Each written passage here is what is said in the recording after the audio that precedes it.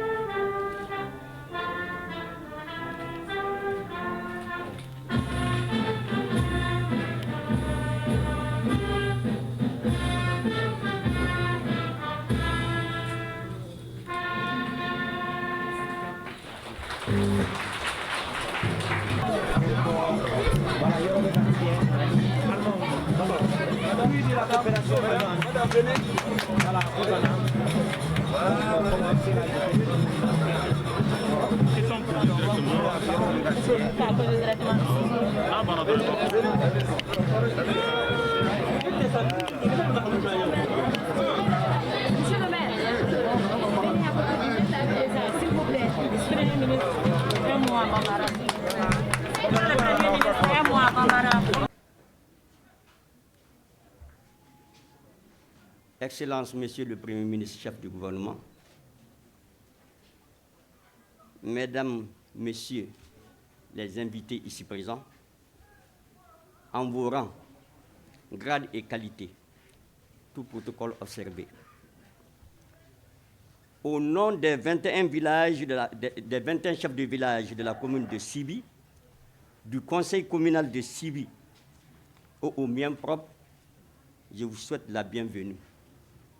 Excellence, Monsieur le Premier ministre, Excellence, Monsieur l'ambassadeur de l'Allemagne, distingués invités, permettez-moi tout d'abord de remercier et féliciter le docteur Choguel Kogala Maïga pour son courage et sa franchise en vue de respecter, en vue plutôt du respect de la souveraineté du Mali sur l'échiquier international et mondial. Par la même occasion, nous lui adressons nos vœux pour la réussite de la transition.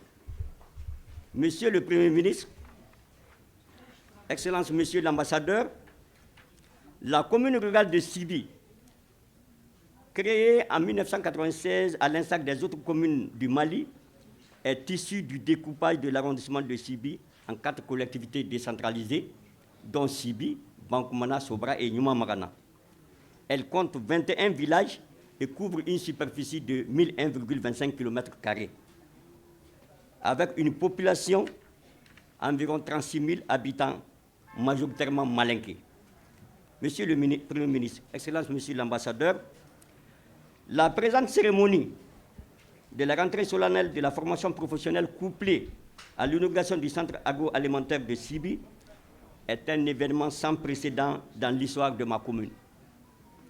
En effet, le choix porté sur Sibi pour abriter ce centre tant convoité à l'intérieur du pays est dû à l'engagement et à l'assurance donnée par les autorités locales avec l'accompagnement de l'État tout au long du processus. Pour y parvenir, le chemin a été long et difficile. C'est l'occasion de remercier tous ceux, de loin ou de près, se sont investis pour la réussite de ce projet, particulièrement les membres du Récotrade national, sous la conduite de M. Dagamaïssa, qui a effectué ici 4 missions sans succès. Je remercie de passage également le gouvernorat de la région de Koulikoro pour son investissement personnel pour la mise en place de ce projet.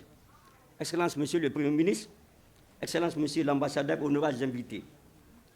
Le thème de la rentrée solennelle de la formation professionnelle 2021-2022, je cite, « Valorisation des produits locaux par les jeunes et les femmes à travers la formation professionnelle cadre parfaitement avec les activités du CAS. Désormais, grâce au CAS, ici, je dis bien ici, le Mandé sera notre Espagne, notre France, notre Italie, notre États-Unis. Merci de votre écoute. Merci bien. Monsieur le Premier ministre, Mesdames, Messieurs les ministres, Monsieur le Gouverneur, Monsieur le Maire, liebe Familien Weber und Papendick, honorables invités à vos titres, rangs et grades respectifs, chers amis,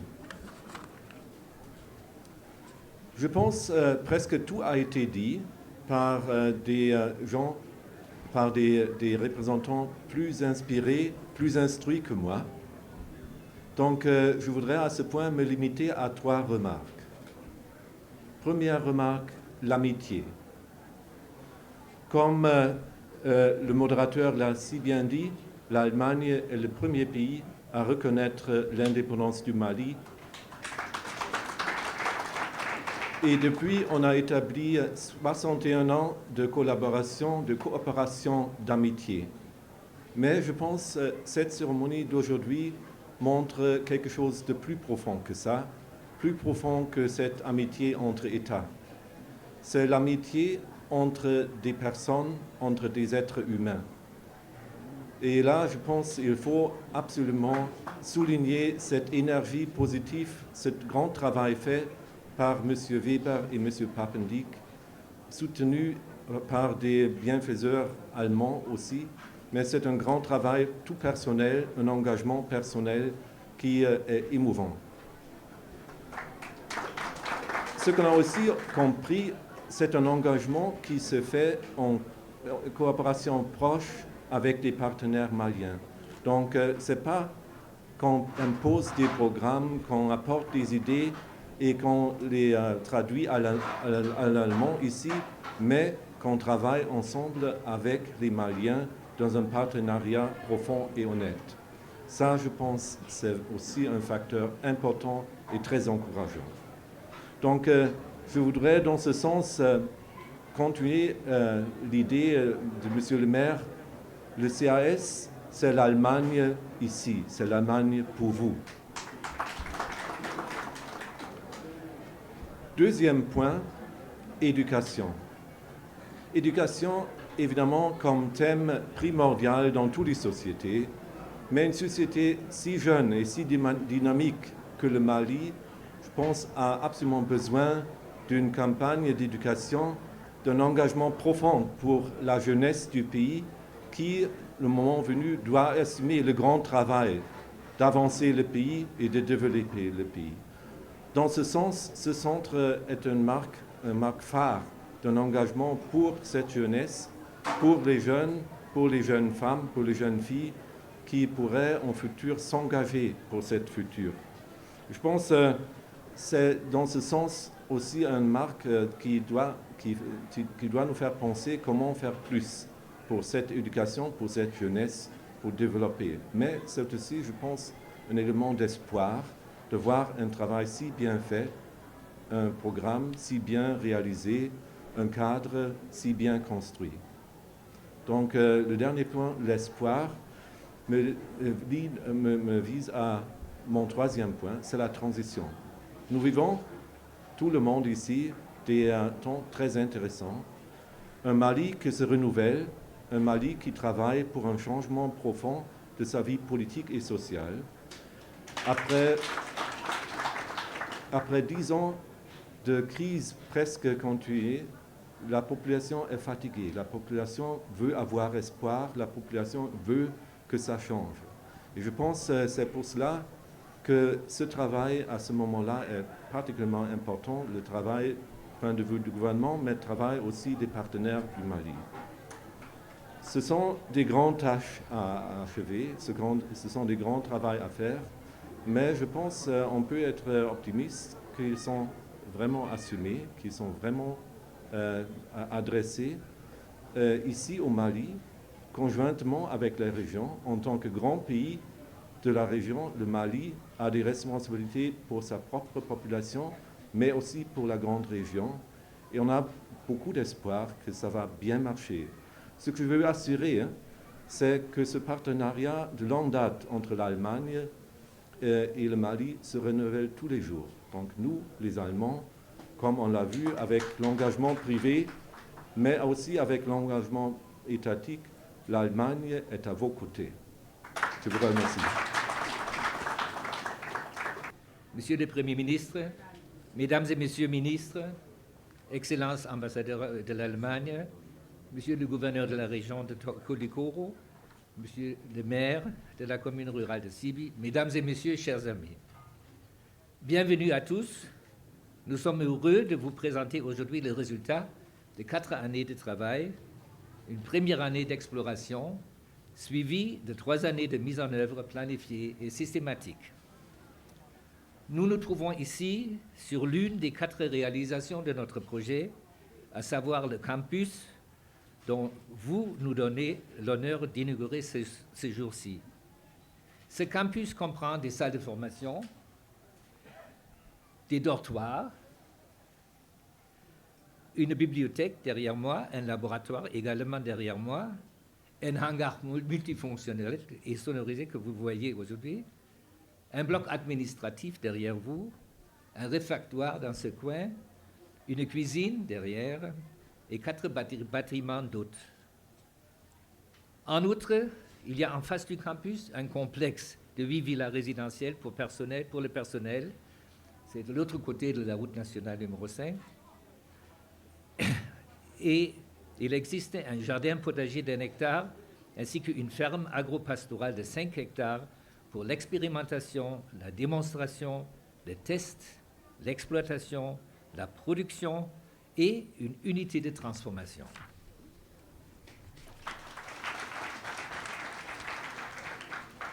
Aucun de ces sites n'était prévu à l'origine. La façon dont cela s'est produit est une histoire trouble qui n'a pas sa place ici.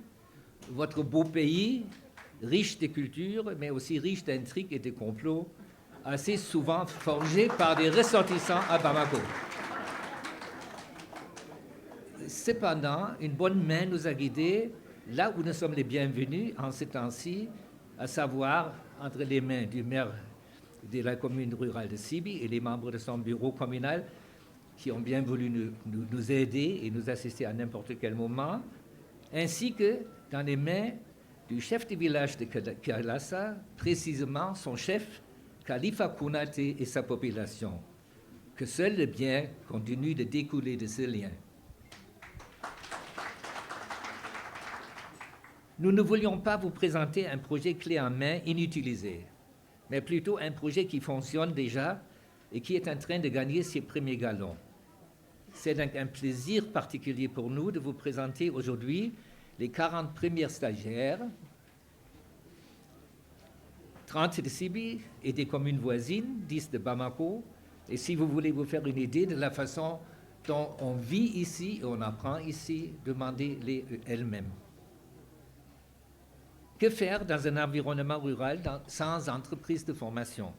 Voyez-vous, chez nous, la formation se fait toujours dans la pratique, alors on apprend dans l'entreprise. On doit créer soi-même une entreprise de formation. Cela augmente les défis. L'entreprise de formation agricole n'en est qu'à ses débuts. Dans le courant de cet après-midi, il sera possible de visiter le site et ses installations en cours de construction à Kalassa. Malheureusement, les architectes allemands de ce projet ne peuvent pas être avec nous aujourd'hui. Il s'agit de Wieland Schmidt et de Max Hahner de Munich. Nous les avons avec nous en esprit, nous les saluons de loin. Leurs partenaires calmes et compétents sur le chantier est M. Mamadou Djiré, responsable de la supervision des travaux, et je le remercie aussi. Tous les bâtiments du campus et de l'annexe, y compris les châteaux d'eau, ont été réalisés par l'entreprise Métal Soudan. Fiable de la direction à Bamako, M. Jerry Saman et son fils Alexandre, son PDG Djigiba Traoré, l'ingénieur notamment Abdoulaye Traoré, qui était le responsable de ce chantier, et le chef de chantier, M. Samba Ouattara, et son équipe. Le travail était très professionnel et tous nos remerciements sont pour eux. À Sibi et Kalassa, de nombreux emplois ont été créés et plus qu'un travailleur a pu acquérir des qualifications spécialisées au fil des années. La technologie solaire et les éléments d'eau ont été, les systèmes d'eau, ont été conçus et installés par l'entreprise germano-malienne Yandalux Solar.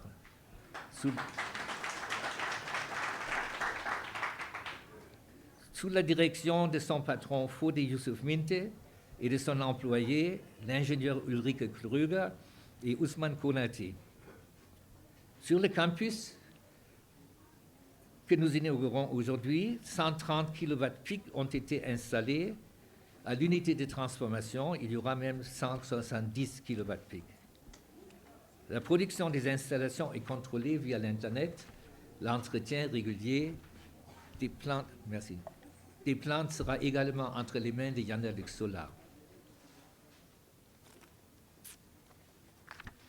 Une troisième entreprise, DB Travaux, dirigée par Abdoulaye Traoré, a construit pour nous des installations au jardin potager et est en train de réhabiliter la maternité de Kalassa. S'il fallait une preuve que des entreprises maliennes fournissent de la qualité quand on les paye correctement, et nous nous trouvons devant le cas concret ici.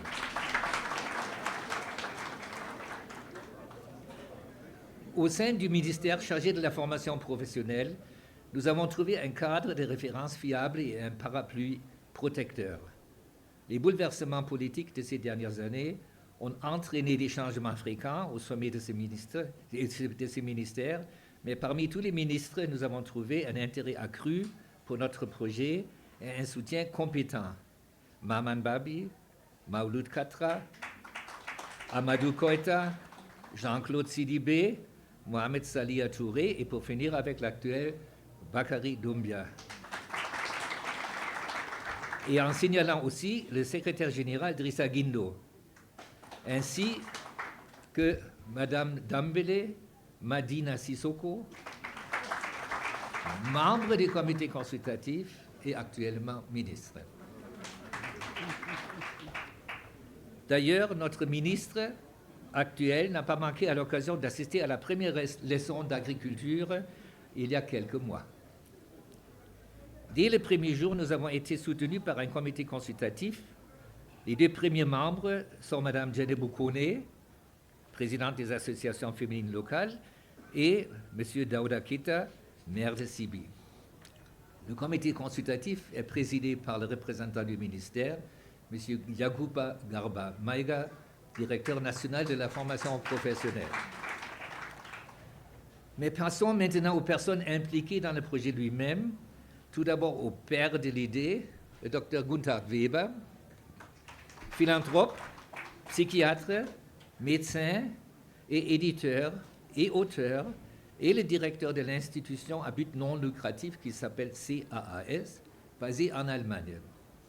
Sans lui, rien de ce que nous ignorons ici n'existerait. Dr Weber était le fondateur du projet Djigirabon à Djaoudabougou qui existe depuis 2004. L'expérience personnelle de ce CAAS remonte aux années 90. À partir de 1994, ma femme Barbara Roxlopapnik, ici présente, et moi, avec des collègues maliens dont plusieurs sont avec nous aujourd'hui, avons coordonné pendant 17 ans le programme Mali Nord dans la région de Tombouctou, financé par l'Allemagne. En 1991, 3 hommes, encore très jeunes, à l'époque, ont commencé à étudier à Katibougou. Ils ont passé leurs examens 5 années plus tard comme ingénieurs agronomes et ils se sont retrouvés dans l'environnement de ce programme Mali Nord dans les années suivantes. Aujourd'hui, ces 3 personnes constituent l'épine dorsale technique du CAS. C'est Salah Babi, coordinateur national professionnelle, pour partager avec vous la vision des partenaires techniques et financiers du sous-secteur de l'emploi et de la formation professionnelle et vous faire part de leur volonté d'accompagnement. Je rajouterai, pour prolonger ce qu'a dit Monsieur l'ambassadeur d'Allemagne, que derrière le jargon un peu technocratique de partenaires techniques et financiers, il y a des femmes et des hommes engagés en faveur de l'avenir du Mali et qui sont des amis du Mali.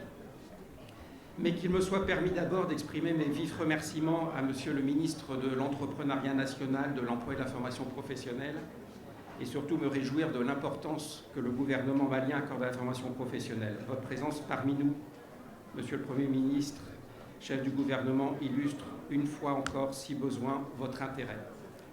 La rentrée solennelle de la formation professionnelle qui nous réunit aujourd'hui marque un moment important, car elle est un cadre unique d'échange afin de mettre en place, sur une base consensuelle, les actions nécessaires au changement, mais aussi d'analyser les progrès déjà réalisés, car il y en a, Monsieur le ministre, comme vous le savez, sous votre houlette. C'est aussi le moment de s'accorder sur les priorités à venir dans le cadre de la mise en œuvre du programme décennal de développement de l'éducation PRODEC 2. Les partenaires techniques et financiers voudraient, à cette occasion, réitérer leurs engagements à appuyer le sous-secteur de l'emploi et de la formation professionnelle et surtout de voir se concrétiser sur le terrain les actions engagées au profit des jeunes maliennes et des jeunes maliens que je salue ici. Nous souhaitons vous proposer d'examiner en toute franchise et sereinement les performances du sous-secteur afin d'y apporter de manière efficiente les actions nécessaires au changement. Les partenaires techniques et financiers, avec l'implication pleine et entière de votre département, Monsieur le ministre, ont proposé un diagnostic organisationnel du secteur, assorti d'un plan de renforcement des capacités afin d'obtenir des informations clés en termes de capacité organisationnelle des acteurs, d'identifier les principaux obstacles au changement, à l'élaboration et à la mise en œuvre d'une vision partagée en tenant compte des grandes réformes sous-régionales. À cet effet, il a été convenu de traiter la question du financement du plan de renforcement de capacité. Les partenaires techniques et financiers sont à votre disposition, Monsieur le ministre, pour produire un cadre propice à la mobilisation des ressources financières. Nous sommes également à votre disposition pour travailler sur le processus de décentralisation de la formation professionnelle. Comme l'a dit Monsieur le Premier ministre, la décentralisation, c'est sur le terrain que ça se passe, dans les communes, dans les serres, dans les régions du Mali, là où sont les forces vives du pays et pas uniquement dans les grandes villes. Vous soutenir également pour la mise à disposition des collectivités territoriales des moyens humains et financiers pour la gestion de la formation professionnelle. À cet égard, les partenaires techniques et financiers notent les récents recrutements de formateurs, fonctionnaires des collectivités territoriales, et nous vous en félicitons chaleureusement. Le gouvernement pourrait élargir cette action en dotant les centres de formation professionnelle de gestionnaires et d'autres compétences. La demande sociale en formation professionnelle est très forte au Mali, comme vous l'avez dit, Monsieur le Premier ministre. Cependant, ce que nous constatons, c'est que les centres de formation publics qui ont été réfléchis pour proposer des filières de formation professionnelle répondant aux besoins en compétences des entreprises sont sous-occupés et ou ne fonctionnent pas. Se pose également la question de l'adéquation de formation-emploi qui n'est pas entièrement résolue à ce jour, même si des progrès là aussi ont été réalisés. C'est donc l'occasion, à la suite du diagnostic stratégique, de réformer, de moderniser les dispositifs du secteur de l'emploi et de la formation professionnelle avec une réponse cohérente et concertée, globale et locale. Et vous pouvez compter encore une fois sur l'appui de tous les partenaires techniques et financiers du secteur et du Mali.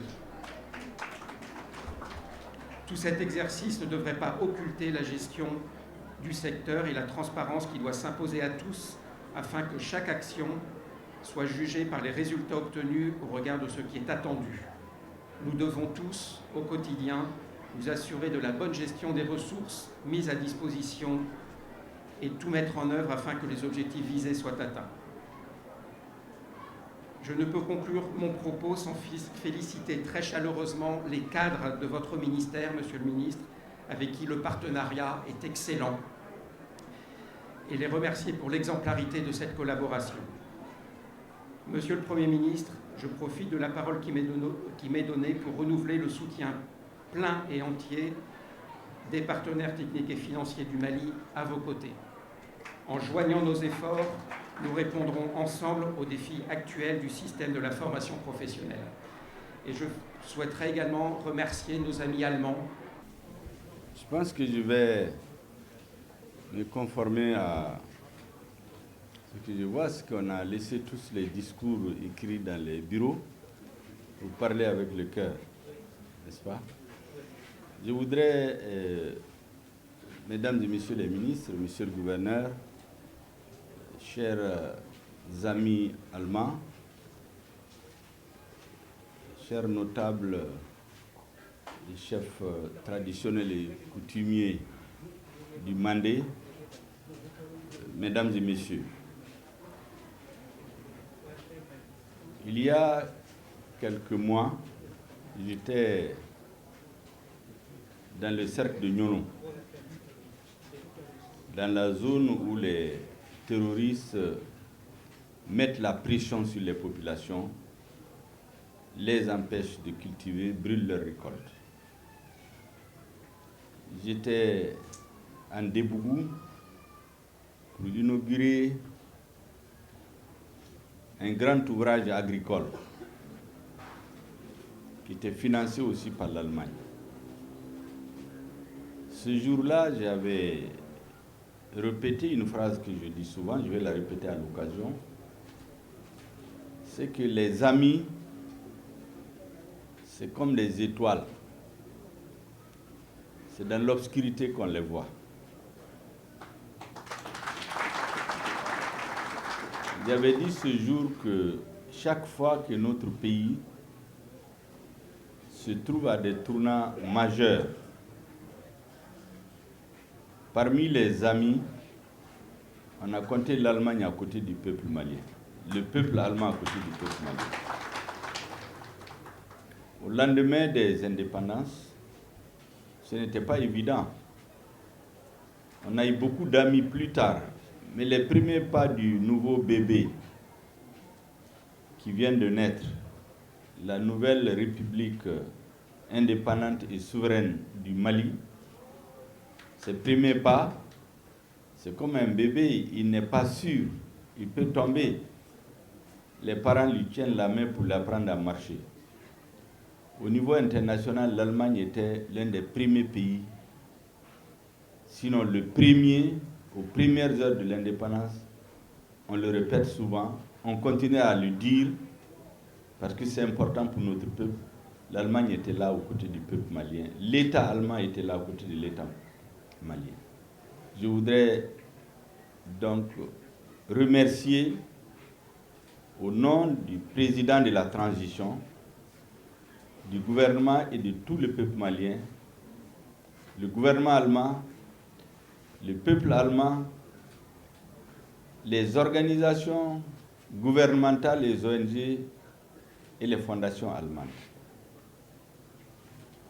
Je le dis en toute sincérité parce que nous sommes aujourd'hui à un tournant aussi, dans une situation difficile.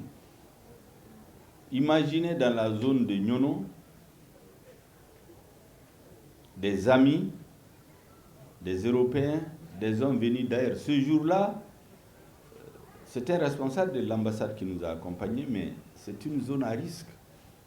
Il aurait pu dire qu'ils ne partent pas parce qu'il y a le danger, on aurait pu être attaqué. Parce qu'on est allé au cœur de la zone occupée par les terroristes.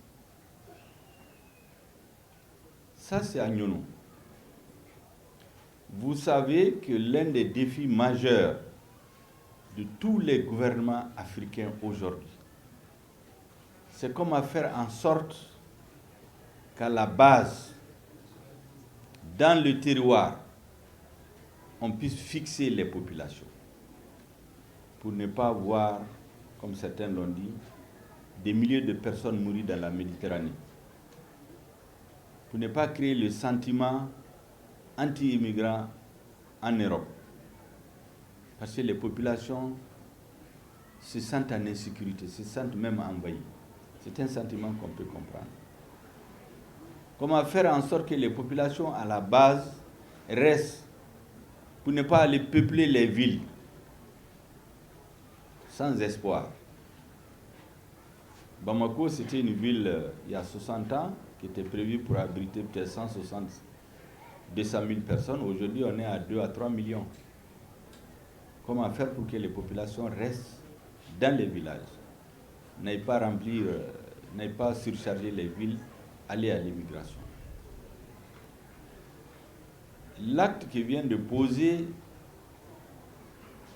des Allemands, des fondations allemandes, des ONG allemandes, des citoyens allemands, des couples allemands, permet de résoudre en partie, même si c'est en une dimension relativement petite, ce problème de fixer les Maliens ici, chez eux, pour ne pas aller dans les villes, pour ne pas aller mourir dans la Méditerranée, pour ne pas aller envahir l'Italie, l'Espagne, la France, créer une situation de détresse en Europe.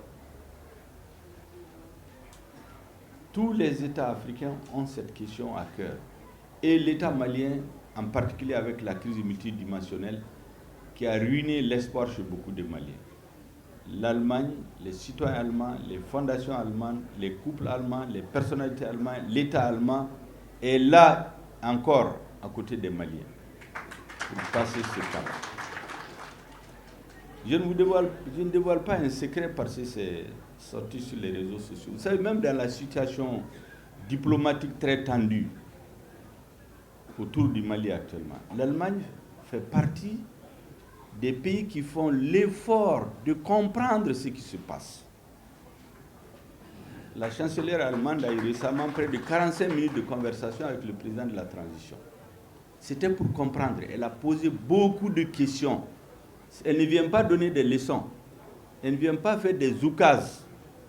Elle pose des questions pour comprendre qu'est-ce qui se passe, pourquoi ça, pourquoi ci, pourquoi ça. Ça aussi, c'est une preuve de l'amitié. On dit chez nous, quand vos amis ne vous disent pas la vérité, il faut payer des ennemis pour vous le dire. Donc, elle a posé beaucoup de questions au président. C'est pour comprendre et lui dire son sentiment. De la façon la plus respectable, la plus courtoise. C'est de ça que les Maliens ont besoin aujourd'hui. Être respectés, être écoutés, respecter leur souveraineté, respecter le peuple. Et dans la douleur aussi, lui poser des questions. Comment sortir de la situation actuelle? Qu'est-ce que je peux faire pour vous? C'est aussi une marque d'amitié. Je m'arrête à ce exemple parce que je peux continuer. Ça, c'est concernant nos amis allemands. Je voudrais donc saluer particulièrement le couple allemand qui est à la base de ce projet. Si le peuple allemand, dans son entièreté, si l'État allemand n'était pas favorable à de telles orientations, certainement les citoyens par eux-mêmes, même s'ils voulaient prendre de tels risques, ils allaient hésiter. Mais c'est parce que vous avez le peuple allemand, ce que je pense sincèrement, je parle avec le cœur, dans son entièreté, l'État allemand a donné sa confiance au peuple malien. À l'État malien, quels que soient les régimes politiques par ailleurs, fait preuve de compréhension. C'est ce qui fait que les citoyens allemands, je pense, ont cet élan d'être à côté de nous. La deuxième remarque que je voudrais faire, c'est à l'attention des populations, des autorités politiques et administratives de Sibi et du Mandé d'une façon générale. Le gouvernement de transition aujourd'hui, son agenda principal, c'est de travailler à restaurer l'espoir chez les Maliens. Le sentiment d'unité de notre pays, le sentiment de fierté, le sentiment de respect de leur dignité.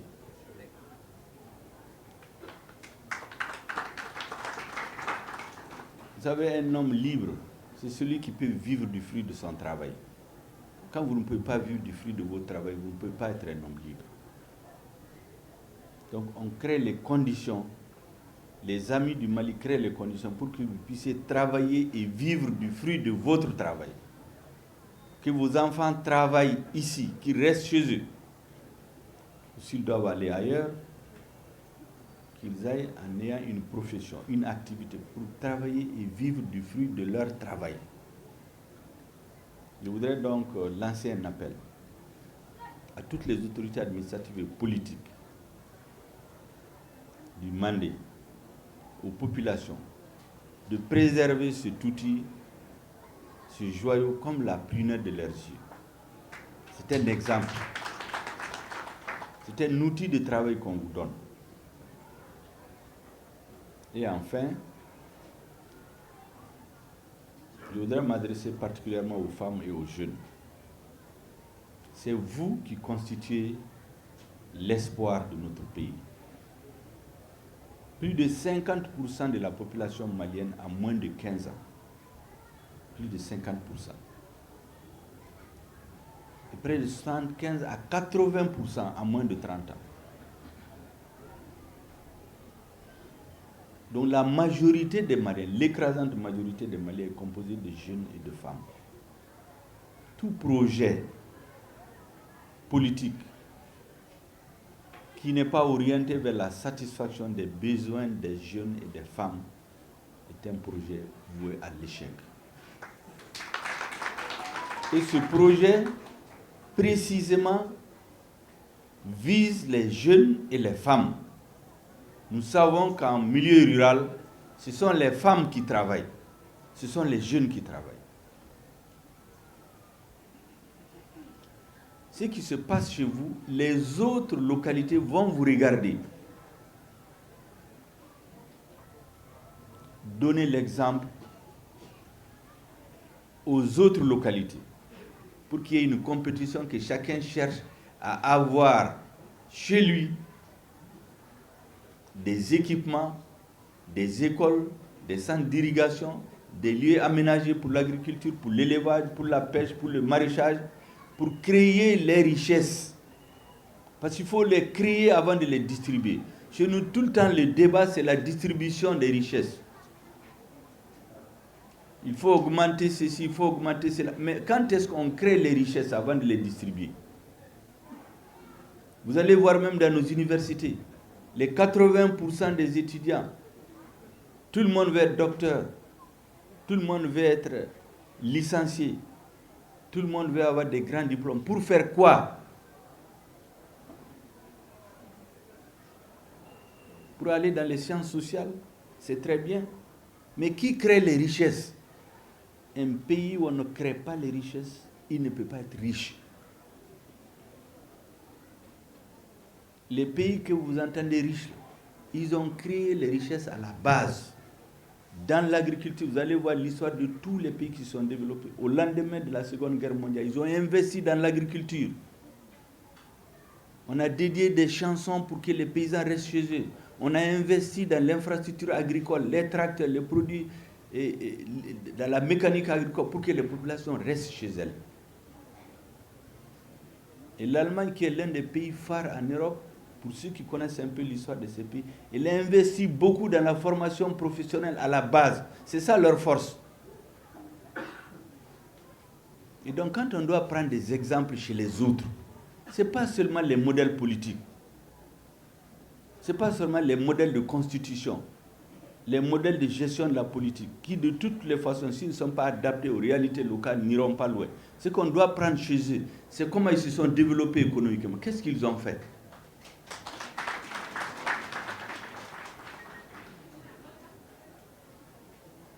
Donc, prenons chez les Allemands, chez les Français, chez les Européens, chez tous les pays qui se développent, qu'est-ce qu'ils ont fait pour développer leur pays? Et ce qu'on a fait ici aujourd'hui, ça c'est un exemple. Parce que eux, c'est comme ça qu'ils se sont développés. Ils ont investi à la base, dans l'agriculture, dans la mécanique, dans les ouvriers, dans l'éducation technique. Prenons donc l'exemple chez ces pays pour nous construire. Et enfin, Le message d'espoir que je voudrais lancer à tout le monde, il ne faut jamais perdre espoir dans notre pays. Je l'ai dit partout où je suis allé. Nous sommes un vieux et grand peuple. Nous sommes certainement l'une des rares nations à avoir une histoire écrite depuis plus de 1000 ans. Avoir des entités politiques depuis plus de 1000 ans. La dernière grande entité politique, c'est l'Empire Songwe, qui est venu après le Mali et le Mali. S'étendait de l'Atlantique au lac Tchad. C'était géré de façon décentralisée. Ce n'est pas un État jacobin central.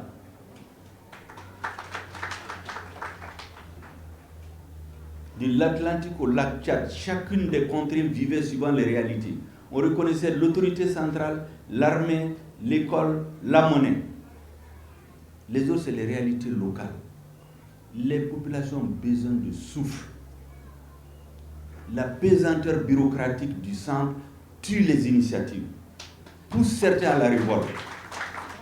C'est à ces questions que nous cherchons des solutions. Et ne pas perdre espoir. Tous les grands peuples que vous montrez aujourd'hui dans le monde, les États-Unis, l'Allemagne, la France, la Chine, la Russie, quand vous voyez dans leur histoire, il y a des moments où ils étaient tombés. Leur nation a failli disparaître. L'Allemagne qui sert d'exemple aujourd'hui, au XVIIIe siècle, il y avait 300 petits États sur le territoire actuel allemand. Ils se sont unis, ils ont créé un État. Tous ces pays-là sont tombés à un moment donné de leur histoire. Ils ont été divisés, humiliés, colonisés souvent. Mais ils se sont retrouvés, des patriotes se sont retrouvés pour redonner confiance à leur peuple et reconstruire leur nation. C'est le seul projet que nous avons aujourd'hui. C'est de faire qu'à la fin de cette transition, nous posons les fondations d'un État, d'une nation réconciliée avec elle-même, avec son histoire, qui reprend confiance en lui-même, qui prend chez les autres ce qu'il y a de bien, mais qui ne copie pas tout pour venir l'appliquer de façon mécanique pour avoir l'échec. Donc reprenez confiance en vous-même. C'est ce que la transition, les autorités de la transition, le président de la transition, c'est le message que je voudrais venir vous faire passer. Reprenez confiance en vous-même. Travaillons à l'unité de notre peuple, dans sa diversité culturelle, linguistique, religieuse, ethnique. C'est cette diversité qui fait notre force, c'est comme un étage, comme un jardin. Plus il y a des fleurs là-dedans, de différentes couleurs, mieux c'est. Nous voulons un Mali comme ça à la fin de la transition. C'est d'abord une occasion de remercier les autorités ici, administratives, politiques et les organisations de femmes et de jeunes. La journée d'aujourd'hui, comme vous le savez, c'est vraiment le lancement de la rentrée scolaire de la formation professionnelle.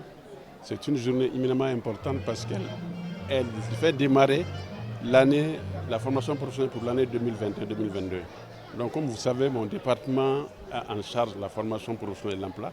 Donc c'est pour nous une occasion d'inciter tous les acteurs qui sont dans le domaine de travailler avec nous de manière à ce que nous puissions produire des résultats en fonction de la programmation que nous-mêmes nous avons mis en place. Si vous avez écouté les uns et les autres, il y a eu un diagnostic de la formation professionnelle et il y a eu des programmes. Donc nous allons faire en sorte qu'à partir de maintenant, ces diagnostics, ces programmes-là soient mis en œuvre. Alors, vous avez dit qu'il y a eu un diagnostic. Est-ce que ce diagnostic doit être assorti d'un plan d'action?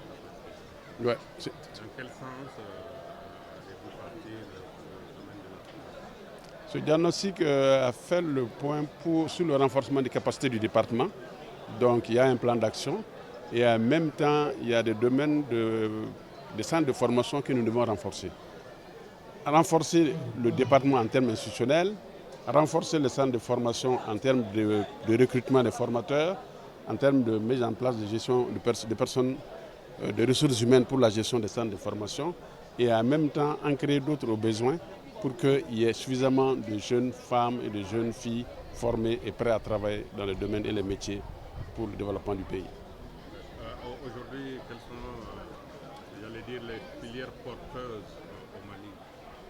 Il y a, dans le cadre de la formation professionnelle et du cadre de concertation des ministres de la formation professionnelle, il est demandé d'identifier les filières porteuses. Et dans ce cadre-là, le Mali a identifié 19 filières porteuses. Donc c'est sur ces filières porteuses-là que nous allons travailler, de manière à former les jeunes femmes et les jeunes hommes pour qu'ils puissent prendre en charge ces filières qui sont porteuses et qui vont permettre de créer soit des entreprises, soit de créer de l'auto-emploi. J'imagine comme aujourd'hui nous sommes sur le terrain de l'agro-business. Ouais.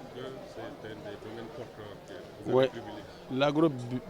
L'agro-business et l'agroalimentaire est une des filières porteuses, d'ailleurs l'une des plus importantes.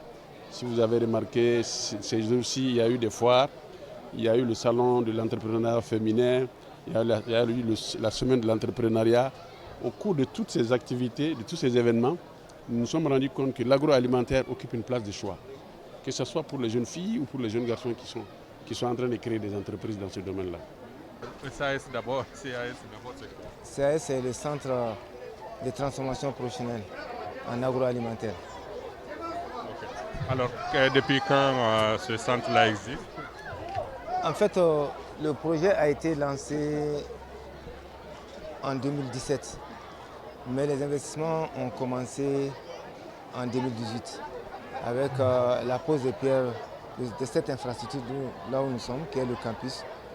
Et on a 3 autres financements qui est en face de nous, de ce campus, l'annexe utilisé comme logement des personnels, dont il y a 8 villas, avec un jardin potager d'1 hectare à Kalassa et un autre site qu'on appelle ferme agro-silvo-pastorale de 5 hectares qui se trouve à Kalassa aussi. Et en tout, on a 4 investissements ici, financés par les Allemands. Alors, dites-nous un peu quelle est la vocation de ce centre. Ce centre n'a qu'une seule vocation, ça c'est former les associations et les coopératives des femmes et des jeunes en transformation agroalimentaire. C'est des organisations qui existent déjà et reconnues par l'État avec les récépissés. Il faut renforcer juste les capacités. Et nous ne formons pas pour mettre sur le marché d'emploi. Comme je l'ai dit, nous renforçons les capacités. Et c'est des associations qui existent et qui ont des besoins et parce qu'ils sont butés à des sérieux problèmes de formation. Et cette formation s'étale sur 3 volets. Et nous, on a voulu s'occuper d'un second volet, qui est un volet central, qui est la formation en transformation. Et qui parle de transformation, tu dois parler aussi de production en termes agronomiques. Et quand tu veux aussi mieux vendre ton produit, il faut apprendre à mieux commercialiser. Et là, c'est pour cela que nous sommes venus en fait, avec le premier volet de former sur la transformation. On a vu la nécessité de prendre les 2 autres chaînes, en amont et en aval, et qui est la production, former les jeunes femmes, les dames, en formation de base et en formation continue sur le cadre de la production, dans le cadre de la production et aussi dans le cadre de la commercialisation. Nous prenons en compte ces 3 volets ici aujourd'hui, dans ce campus qu'on vient d'inaugurer aujourd'hui et qui est bâti sur une superficie d'1 hectare 100. Alors, quels sont vous l'avez dit, il y a les filières. Quels sont les critères du choix de ces associations? Bon, en fait, le premier critère du choix, c'est d'abord chercher à savoir si c'est des associations ou des coopératives reconnues par l'État. Il faut en fait faire avec des organismes, des associations, des organisations qui sont formelles. Et si nous ne faisons pas ça, peut-être ça serait des formations sans impact et ça serait du tout venant. Et pour éviter que ça soit du tout venant, on a décidé de collaborer avec la mairie, avec les responsables des villages. Et nous sommes présentement dans le Mandin. Mais c'est un projet qui se trouve à Sibi, mais c'est un projet national. Et en collaboration avec le département, on a vu aussi que l'État a ses démembrements dans toutes les régions, a ses directions régionales. Avec ces directions régionales, on projette de former les femmes qui sont organisées en coopérative et en transformation. Et dans ces coopératives de transformation, il y a différents types de transformation en fonction des zones. Et quand vous partez au nord, c'est la transformation céréalière et ce n'est pas avec les arbres fruitiers. Et quant au sud, c'est surtout les arbres fruitiers. Mais pour ça, on a essayé, avec le département tutelle, d'organiser avec l'État ce qu'on appelle la formation continue, avec les femmes qui sont organisées et qui existent. Par exemple, dans le Mandé, précisément à Sibi, il y a des coopératives de femmes, de transformation en karité, comme il y a en pâte d'arachide, il y a toutes ces coopératives. Maintenant, on va vers ces coopératives à travers les autorités, les ministères et souvent la mairie, pour sélectionner en fait, au sein de ces groupes-là, compte tenu de la capacité d'accueil du centre. Et la capacité d'accueil du centre aujourd'hui, c'est à peu près 76 à 80 personnes et nous formons. Présentement, nous avons sélectionné dans toutes ces coopératives des jeunes filles qu'on est en train de former pendant 6 mois, qui ont reçu des formations, des cours préparatoires de 4 mois. Et maintenant, on a pu quand même prendre 40, dont 30 de Sibi, de l'arrondissement de Sibi, et 10 autres d'un orphelinat, et qu'on a commencé à former ici il y a 2 mois, et qui vont suivre des formations théoriques et pratiques pendant 6 mois. Et quelles sont les sources de financement? Les sources de financement, ça c'est la fondation Claude Tessira qui finance tout. Et d'ailleurs, dans cette formation, nous hébergeons avec la formation de base des filles, les 40 filles qui sont déjà là, elles sont prises en charge totalement, dont la restauration, de lundi au dimanche, les 7 jours de la semaine, pour les 6 mois. Et elles ont une petite bourse de 15 000 francs parce que c'est des filles du monde rural qui, dans ces familles, pratiquent des petites activités commerciales. Et on a dit qu'elles ont besoin, le fait de les retenir ici, bien vrai que c'est dans leurs intérêts pendant 6 mois, il faut trouver une motivation. Et là, on leur donne une bourse vraiment forfaitaire de 15 000 francs par mois. Et elles ont droit à tout ce qui est produit de lessive, de linge, tel que du savon, avec des poudres de savon et avec des serviettes. Elles sont logées dans des dortoirs bien équipés, avec des couverlits, avec des couvertures, tout ce qu'il faut comme moyen pour pouvoir les contenir pendant les 6 mois de formation. Merci.